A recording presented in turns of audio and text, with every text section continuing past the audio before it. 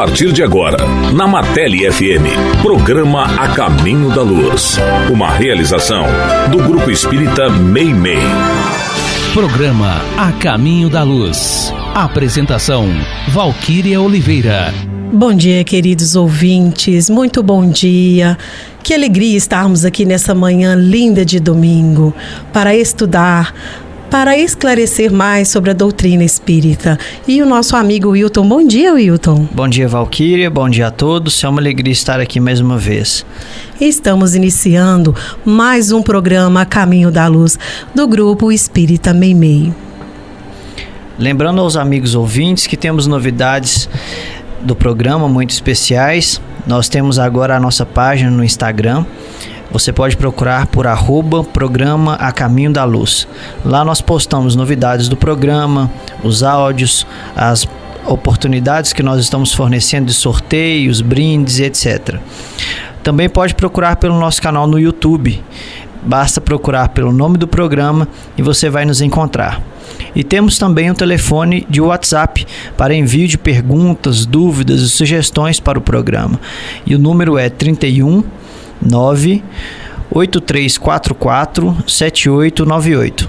Repetindo, 31 98344 7898. Pergunta e resposta. Hoje nós temos uma pergunta de uma amiga ouvinte que nos enviou com a seguinte indagação: o que devemos fazer para perdoar alguém que constantemente nos magoa e nos fere a alma? Querida amiga ouvinte, um dos mais belos gestos que podemos praticar é o perdão. Ele pode ser ostensivo ou do foro íntimo, pois que muitas vezes a pessoa que estamos perdoando nem precisa saber o que estamos fazendo, já que em muitos casos, quem nos ofende muitas vezes nem sabe que o fez e não está preocupado com a nossa atitude. Fazem o mal sem saberem as consequências. Sempre dizemos que o perdão liberta, mas principalmente a quem perdoa, pois vivermos com mágoa, pelo mínimo tempo que seja, causa um grande mal ao organismo físico. A mágoa de alguém se assemelha a tomarmos um veneno e querer que o outro morra.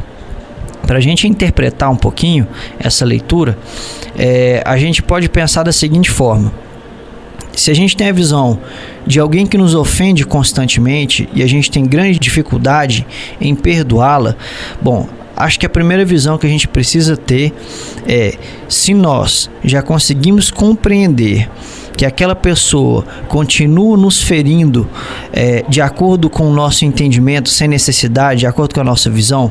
Por exemplo, se tem uma pessoa que constantemente te machuca, você tenta, se esforça, batalha por perdoá-la, mas mesmo assim você não consegue porque ela continua te ofendendo, você tem que compreender que você já tem mais lucidez do que ela.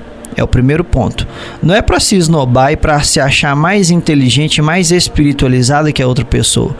Mas essa compreensão te dá uma vasticidade de ferramentas para você mesma, que você vai ter a habilidade em saber lidar com essa pessoa.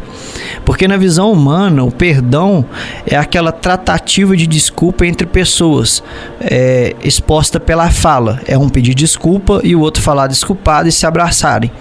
Mas o perdão ele vai muito além disso, porque cada acontecimento que a gente passa, cada sensação que a gente vive quando alguém nos ofende, o nosso cérebro ele registra essa sensação de dor, de mágoa. Então, após esse registro, a gente não tem como virar no dia seguinte e falar assim: olha, eu vou apagar essa lembrança dessa ofensa que eu sofri. Então, é um processo. Se ainda não é possível duas pessoas se abraçarem no perdão, é possível que talvez se inicie mentalmente um processo de perdão a partir daquele que tem a melhor compreensão. Então, se justamente você compreende que é necessário perdoar para ser perdoado, ou perdoar para retomar a amizade ou o contato daquela pessoa, se não é possível através do contato físico por ela constantemente te ferir, inicie o perdão fazendo uma prece por ela. inicia o perdão fazendo um silêncio por ela. E às vezes o perdão se inicia de maneiras em que a gente menos imagina. Muitas vezes as pessoas são tratadas como covardes quando elas não fazem. Quando muita gente incentiva, né? Dá o troco, faz isso, faz aquilo. E muitas vezes o silêncio, na verdade, é um profundo ato de coragem e não revidar o erro com um erro maior ainda. Então esse é um ponto muito importante de se exercer e se iniciar essa construção, na verdade, que é o perdão. Por fim, nós vamos indicar a amigo ouvinte 2 leituras muito interessantes. A primeira está no Evangelho segundo o Espiritismo, no capítulo 10, com o título Bem-aventurados os que são misericordiosos. E, em especial, atenção ao item 3 do referido capítulo, onde Jesus responde a Pedro que ele diz o seguinte: não vos digo que perdoeis até 7 vezes, mas até 70 vezes 7. E aí a gente indica, para que você entenda melhor ainda essa passagem, que vá lá no livro Boa Nova, você vai procurar pelo capítulo O Perdão. Boa Nova, do autor espiritual Humberto de Campos, psicografia de Francisco Cândido Xavier. Você vai encontrar lá esse capítulo com o título O Perdão, onde vai retratar exatamente essa passagem de Jesus, que está no Evangelho de Mateus, capítulo 18, versículos 15, 21 e 22. Tá joia? Muito obrigado pela pergunta, e os outros ouvintes podem também nos encaminhar para a gente estudar juntos aqui e aprendermos juntos. Vamos lembrar também aos nossos amigos ouvintes que nós estaremos realizando o sorteio de um livro este mês para todas as pessoas que nos enviarem perguntas. É um método de incentivar as pessoas a nos auxiliar a melhorar e desenvolver o programa Caminho da Luz, e de ter uma participação especial de vocês também, ganhando um livro, ganhando um brinde. Então a gente convida a todos para que participem conosco do programa, para concorrerem também a este sorteio. Estudando o Espiritismo.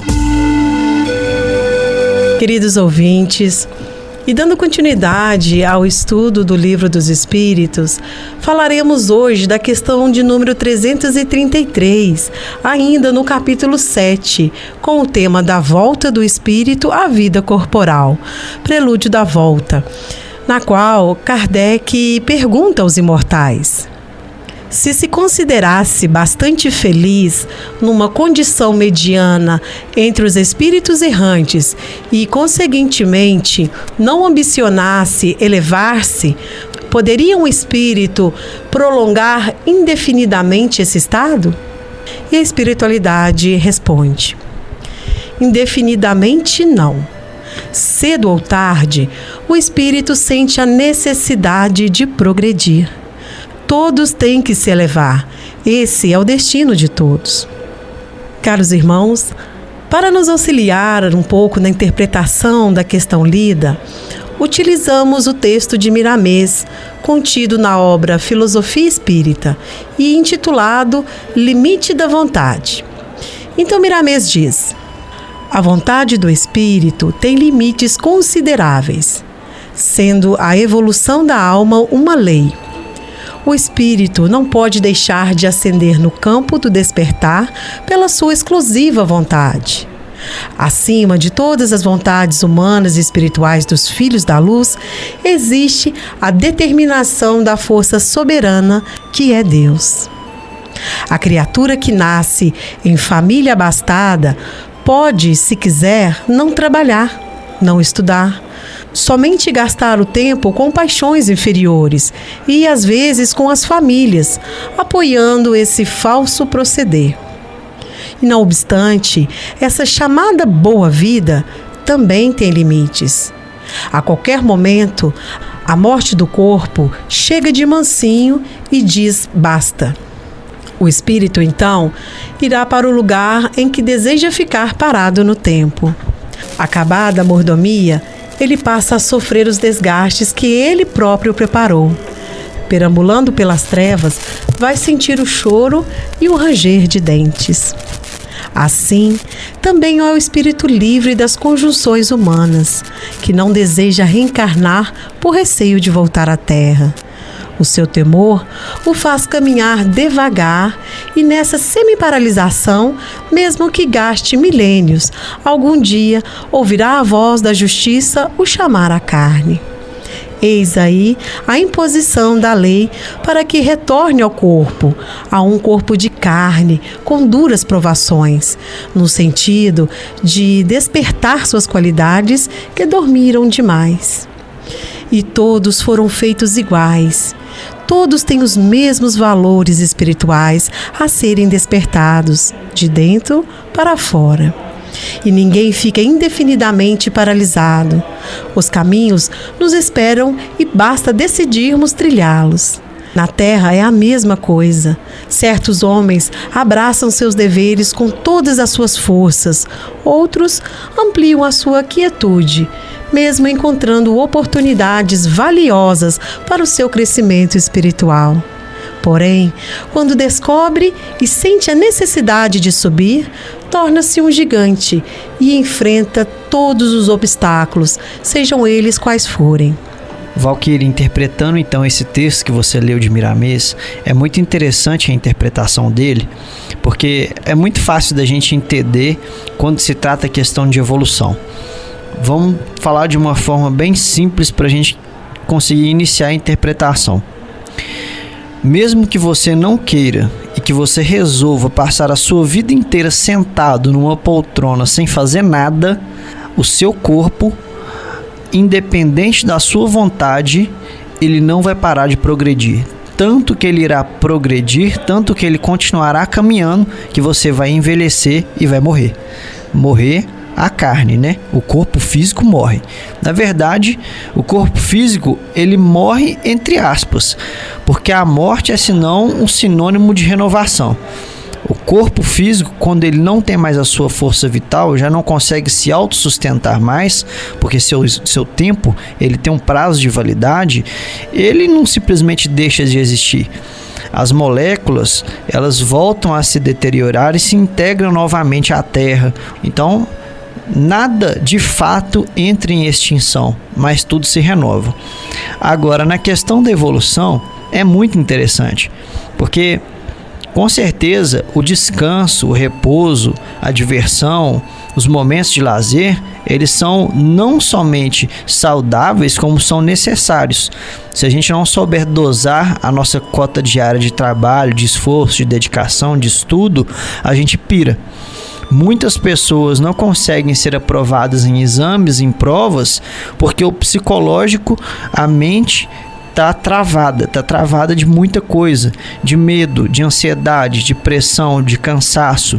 Então, o descanso, ele é extremamente necessário. Porém, querer viver a contemplar a vida sem fazer nada de útil para si mesmo, não é nem para o outro também é muito importante.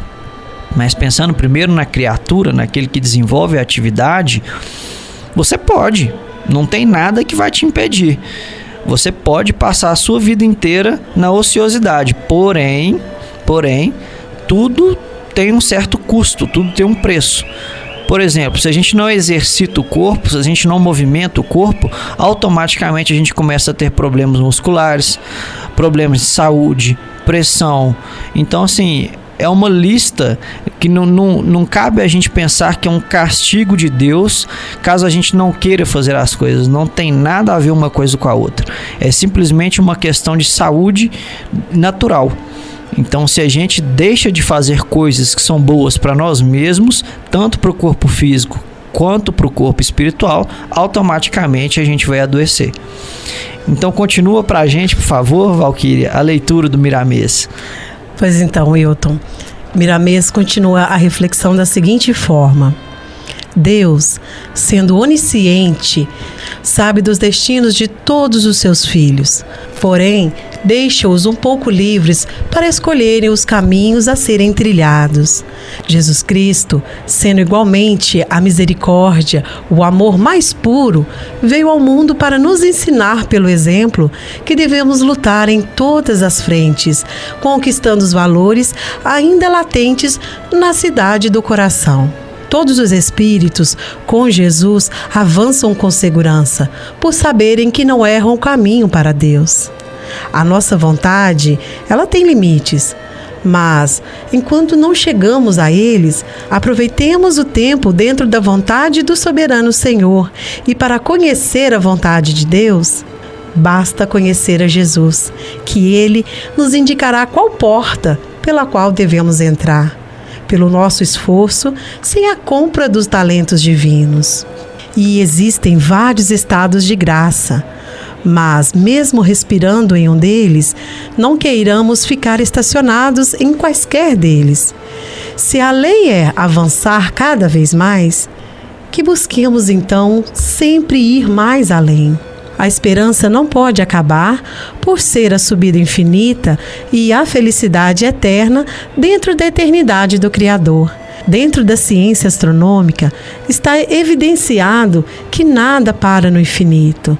Se existe essa lei de cinetismo para as coisas materiais, em se referindo às espirituais, elas são mais visíveis. A vida é movimento e quanto mais se move, mais se vive. Não é mesmo, Hilton? É isso aí, movimento é vida, né? Até mesmo nas situações mais tristes, por exemplo, nas guerras, os soldados em estratégias sempre diziam que movimento é vida. Então tem uma parte aqui que Miramês fala que é muito engraçado, que é muito legal, que ele fala que existem vários estados de graça. Ou seja, existem várias formas de se ter tranquilidade, de se ter harmonia. Mas mesmo respirando em um deles, não queiramos ficar estacionados em quaisquer deles. Por exemplo, tem aquela semana, ou tem aquele final de semana, ou tem aquela época em que a gente não quer pegar nenhum livro. A gente está cansado. É natural. A gente não tem que se sentir inferior por causa disso. É totalmente natural.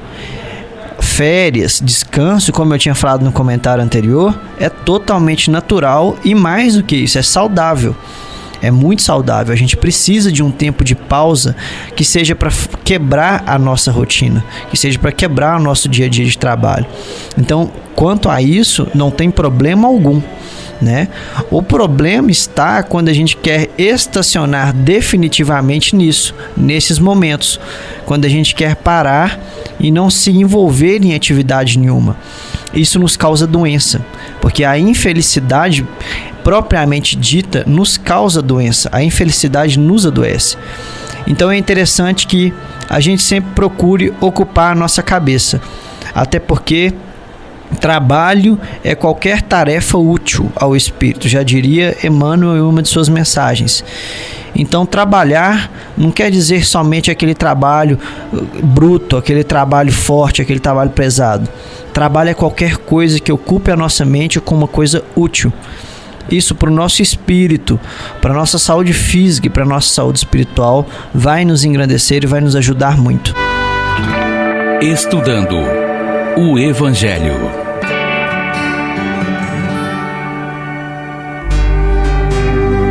Caros ouvintes, continuando o nosso estudo do Evangelho segundo o Espiritismo, e agora no capítulo 7, Instruções dos Espíritos, com o item 12. E o título é O Orgulho e a Humildade. É uma mensagem do Espírito Adolfo, bispo de Ager, dada em Marmande no ano de 1862. Então ele começa dizendo: Homens, por que vos queixais das calamidades que vós mesmos amontoastes sobre as vossas cabeças? Desprezastes a santa e divina moral do Cristo? Não vos espanteis, pois de que a taça da iniquidade haja transbordado de todos os lados. Generaliza-se o mal-estar. A quem inculpar, senão a vós, que incessantemente procurais esmagar-vos uns aos outros? Não podeis ser felizes sem a mútua benevolência, mas como pode a benevolência coexistir com o orgulho? O orgulho, eis a fonte de todos os vossos males. Aplicai-vos em destruí-lo, se não lhe quisertes perpetuar as funestas consequências. O único meio se vos oferece para isso, mas infalível. tomardes para a regra invariável do vosso proceder a lei do Cristo, lei que tendes repelido ou falseado em sua interpretação. Porque haveis de ter em maior estima o que brilha e encanta os olhos do que o que toca o coração? Por que fazeis do vício na opulência objeto das vossas adulações, ao passo que desdenhais do verdadeiro mérito na obscuridade? Apresente-se em qualquer parte um rico debochado, perdido de corpo e alma, e todas as portas se abrem. Todas as atenções são para ele, enquanto ao homem de bem, que vive do seu trabalho, mal se dignam todos de saudá-lo com um ar de proteção. Quando a consideração dispensada aos outros se mede pelo ouro que possuem ou pelo nome de que usam, que interesse podem eles terem se corrigirem de seus defeitos? Dar-se-ia o inverso se a opinião geral fustigasse o vício dourado, tanto quanto o vício em endrajos. Mas o orgulho se mostra indulgente para com tudo o que lisonjeia. Século de cupidez e de dinheiro, dizeis. Sem dúvida, mas por que deixastes que as necessidades materiais sobrepujassem o bom senso e a razão? Porque há de cada um querer elevar-se acima de seu irmão? Desse fato sofre hoje a sociedade e as suas consequências.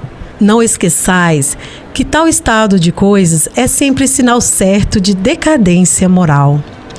Quando o orgulho chega ao extremo, tem-se um indício de queda próxima.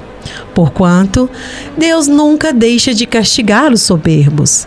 Se por vezes consente que eles subam, é para lhes dar tempo à reflexão sobre os golpes de que, quando em quando, lhes desfere no orgulho para os advertir.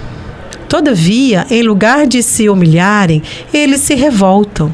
Então, cheia a medida, Deus os abate completamente e tanto mais horrível lhes é a queda, quanto mais alto hajam subido. Pobre raça humana, cujo egoísmo corrompeu todas as sendas, toma novamente coragem apesar de tudo. Em sua misericórdia infinita, Deus envia poderoso remédio para os teus males, um inesperado socorro à tua miséria. Abre os olhos à luz. Aqui estão as almas dos que já não vivem na terra e que te vêm chamar ao cumprimento dos deveres reais. Eles te dirão com a autoridade da experiência quanto as vaidades e as grandezas da vossa passageira existência são mesquinhas a par da eternidade. Dir-te-ão: bem-aventurados os pobres de espírito, que lá o maior é aquele que haja sido o mais humilde entre os pequenos deste mundo, que aquele que mais amou os seus irmãos será também o mais amado no céu, que os poderosos da terra se abusaram da sua autoridade, ver-se-ão reduzidos a obedecer aos seus servos, que finalmente a humildade e a caridade, irmãs que andam sempre de mãos dadas, são os meios mais eficazes de se obter graça diante do Eterno. Vamos interpretar então esse texto que a Valquíria leu, que se encontra no Evangelho. É um texto muito bonito, ele por si só basicamente já entrega a mensagem, mas para a gente não deixar de conversar, de falar um pouquinho sobre um resumo dessa grande mensagem, né? Fica muito claro que o desafio que a gente vive hoje é o desafio de aprender a conviver. Isso aí eu acho que é o básico, mas é um básico que a humanidade ainda passa pelo aprendizado dele. A convivência é o grande desafio que a humanidade ainda enfrenta hoje. A iniciar a convivência do indivíduo para com ele mesmo. A gente tem que saber a conviver com quem nós somos. Essa é a primeira etapa. A psicologia trabalha muito sobre isso. Uma segunda etapa é a conviver com quem gosta de nós. E uma terceira etapa é a conviver com quem não gosta de nós. E uma última etapa que eu ousaria falar aqui é conviver com quem nós vemos, com quem nós conseguimos identificar que são aquelas pessoas difíceis, aquelas pessoas carrascas mesmo, bravas, difíceis de conviver, que às vezes a gente não tem contato, mas elas agem com muita rispidez, com muita falta de educação.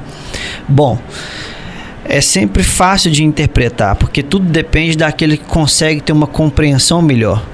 Então, se a gente consegue ter uma compreensão melhor diante da situação, a gente se esforça e pede inspiração em como saber reagir.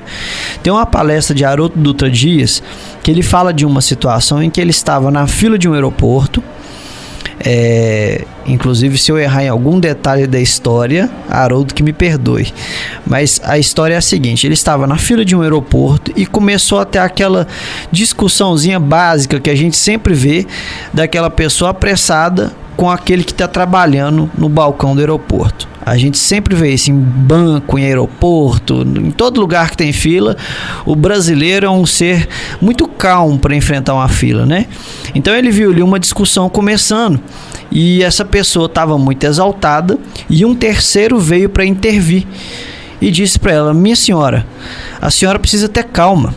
E aí toda a atenção e a raiva que aquela mulher estava se dirigindo ao atendente do balcão, ela transportou e entregou para essa pessoa que interviu a situação.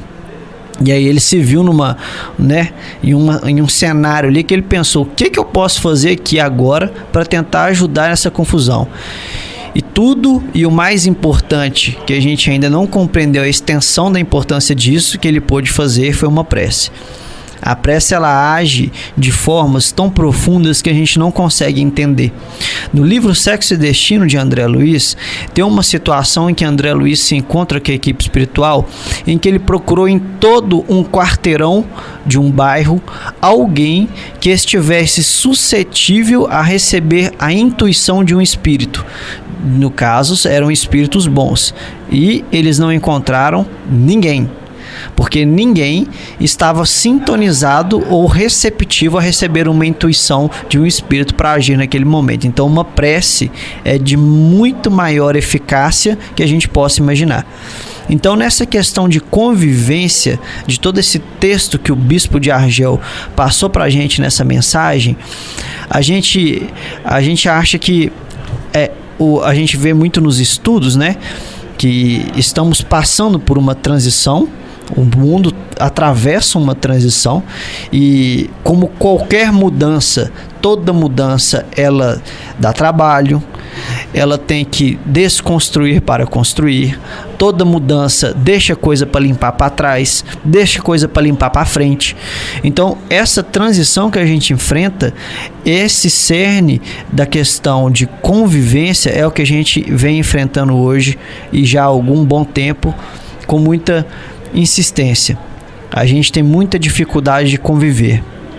Como eu disse, não são só com terceiros, com pessoas que não gostam de nós. A gente tem muita dificuldade em conviver com nós mesmos. Eu comigo mesmo e você que está me ouvindo consigo mesmo. Não estou falando que você tem. Eu estou falando que a busca do homem interior, que foi o grande desafio que Jesus nos enfiou, e Joana de Ângeles trabalha com muita sabedoria essa busca do homem interior, é saber conviver com nós mesmos de uma forma mais saudável, a nos propiciar condições de conviver com terceiros de uma forma mais harmonizada. Porque me explica isso, como a gente vai conseguir conviver com uma outra pessoa bem, se a gente não convive bem com nós mesmos? Não tem como, é uma coisa que é totalmente antagônica. Então é um texto muito bonito, tem muita passagem que dá para ser interpretada, muito texto que dá para ser trabalhado, e a gente vai continuar o nosso estudo. E agradecemos a Ti, Pai Celestial, por esta bendita oportunidade, e pedimos ao nosso Mestre Jesus, nosso modelo e guia, que nos ilumine e nos dê muito amor e paz. Tenhamos todos um bom dia e uma excelente semana. Muito obrigado pela companhia e até domingo que vem.